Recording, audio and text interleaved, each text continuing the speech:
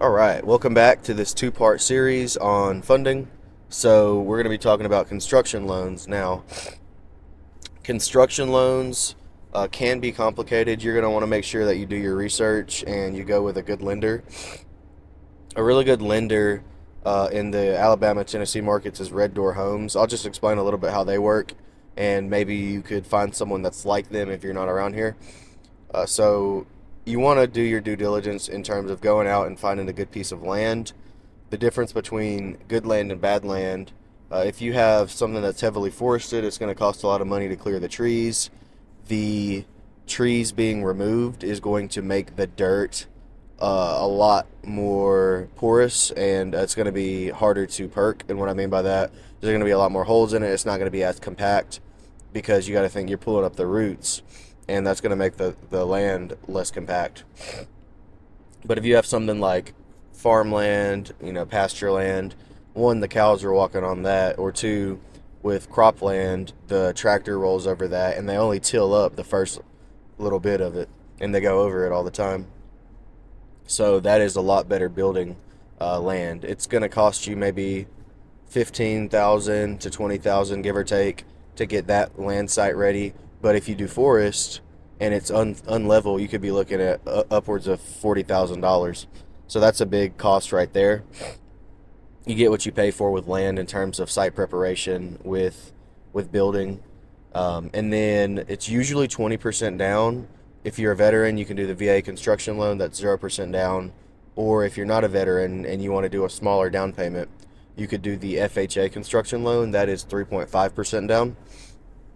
Construction loans work on draw periods, so you'll get funding up front, say 5 or 10% for the first initial bit, whether that be utilities or just the basic foundation.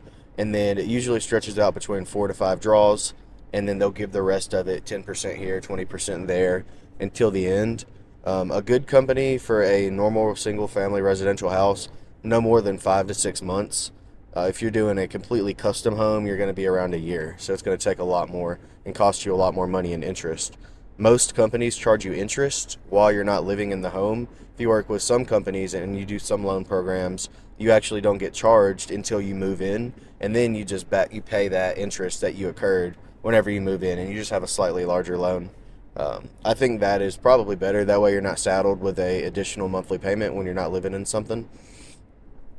So yeah, that's construction loans. Like I said, do your research. They can be complicated. We actually want to do a barn dominium, but the barn dominiums are going to be harder to finance. So unless you have a large down payment, that's probably not the way to go. I do like barn dominiums as the idea, but I don't like the idea of putting down a really large down payment on something right now whenever we're trying to get as much leverage as possible and grow our money. As a young person, you want to have more leverage. That way your money can grow faster. And so an example of what we're doing is we're going to do a house that is a 3-2, 1732 square feet, 1,732 square feet. It's a little two-story house, and the cost per square foot for construction is 111. So it's a really, really good deal. We got a small discount too, like 10,000 off for a veteran and nurse program that they got going. So for that 3-2, we were all in at 193.5, and we did like a little small bathroom upgrade too with it. And because my wife said that she wanted a little bit larger sink because it was kind of difficult for us to get ready both at the same sink. So we did that, and we really think that it's an excellent deal because the average cost per square foot in the city that we're going to be building in is $174 a square foot. So if we're all in for the house at 193.5 and the house appraises for 300,000, then we're going to be sitting on $100,000 in equity. What we plan to do is live in that for a few years, do a cash out refinance once we get about 150,000 to actually, yeah, more like $200,000 in equity, because that'll actually come pretty quick if we can get the valuation we're aiming for. We're going to use that down payment for a bunch of other flips on that same land and give everybody 1 acre. Use all that money that we made from flipping to buy like 10 to 20 acres, live on that, and then build our dream house on that. So again, if we get 100,000 in equity at construction. We should be able to have that be a $300,000 house, and then in 3 to 5 years, it should be a $400,000 house to $500,000 house. At that point, we can probably get equity out if we do a cash out refinance loan of 200,000. Use that 200,000. That is four down payments on four $250,000 houses, because 50K a pop, and then 20% down for each house. They're going to give us a discount, an investor discount.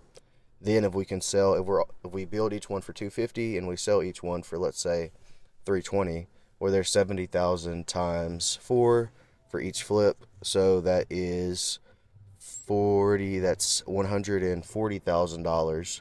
And then we take that, and then we take that 140, and we go and we build our dream house with that 140. So that's kind of the game plan for that. So yeah, just thought I would share that, and I hope you all have a good one.